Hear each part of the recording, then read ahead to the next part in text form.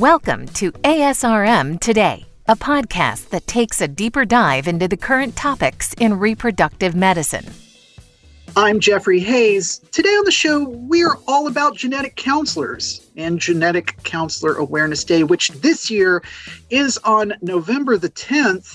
On the show to talk all things genetic counseling are Rachel Donnell, who is a genetic counselor at Seattle Reproductive Medicine and is the immediate past chair of the GCPG at ASRM, and Jenna Miller, a genetic counselor at Cooper Surgical, who is the current chair of the GCPG. Both of you, welcome to ASRM Today.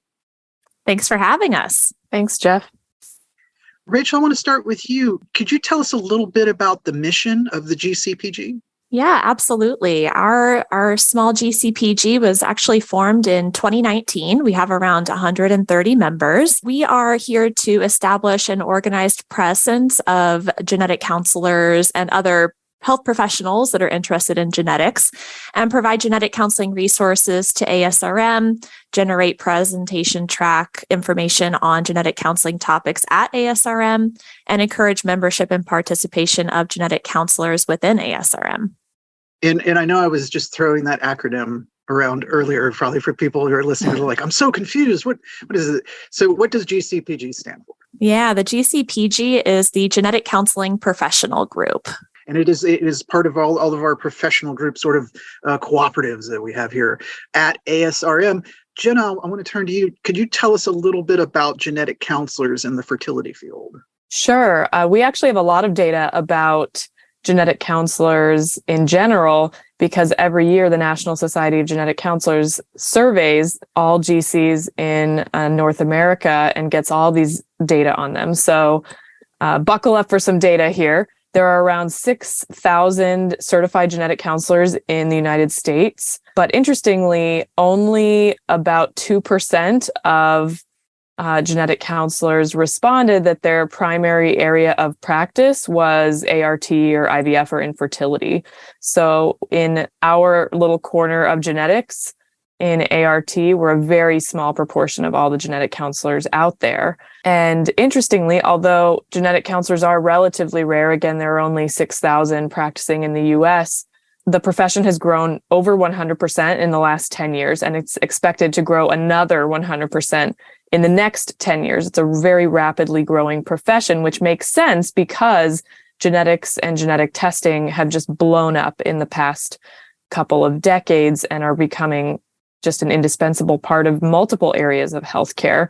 Again, back to us in ART, we crunched the numbers, like Rachel and I crunched the numbers not too long ago, and it looks like there are maybe only about 25, maybe 30 genetic counselors who are actively practicing in fertility clinics in-house in the United States. Most genetic counselors who practice in the fertility field, such as myself, work in laboratory settings like PGT labs, carrier screening, that sort of thing.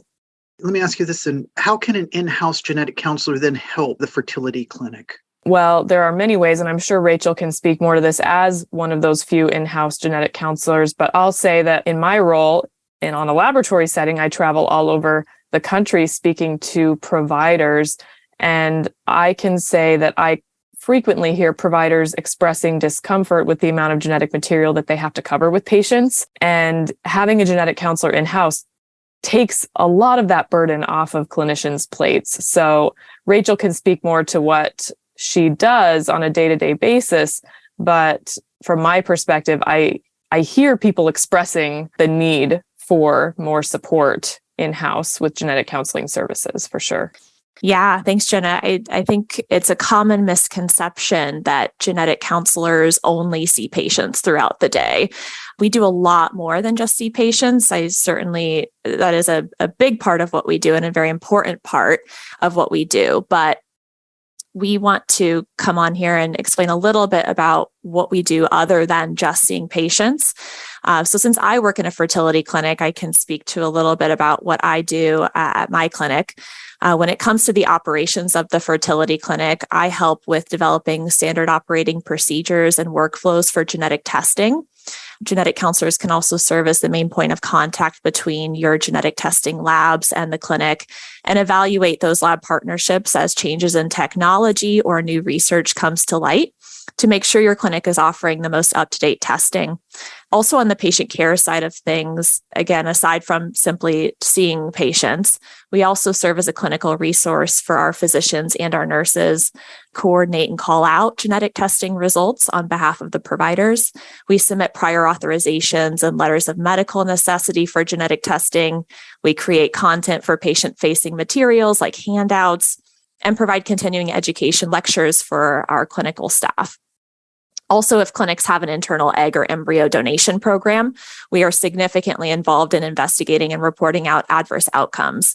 So ultimately, the way I like to see it is that genetic counselors can help take some of the burden off of other clinical providers like nurses and physicians to free up their time to do what they do best.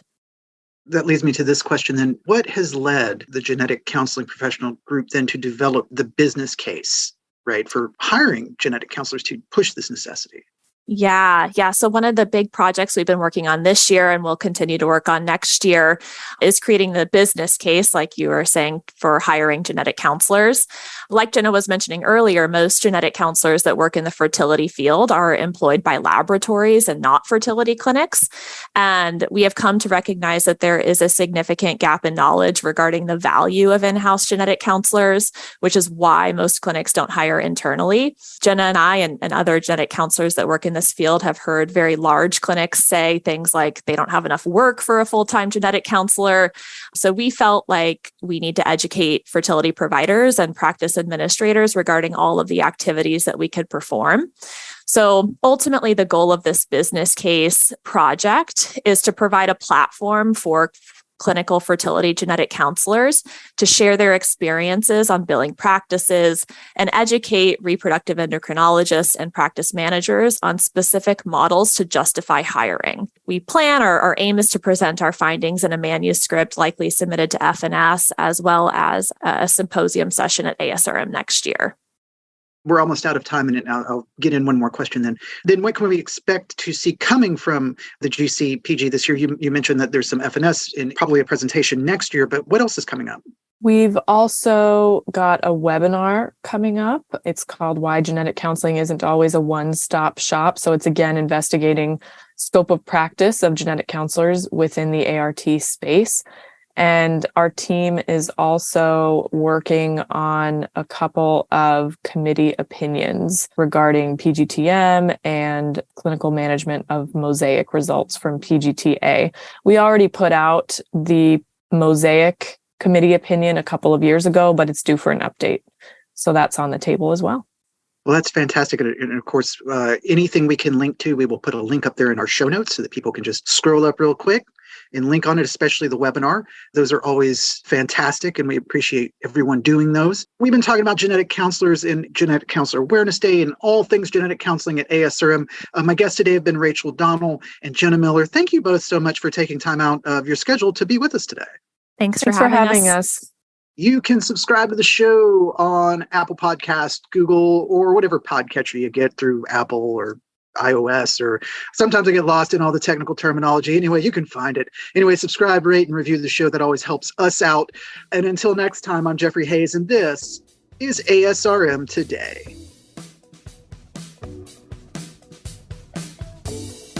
This concludes this episode of ASRM Today. For show notes, author information, and discussions, go to asrmtoday.org. This material is copyrighted by the American Society for Reproductive Medicine and may not be reproduced or used without express consent from ASRM.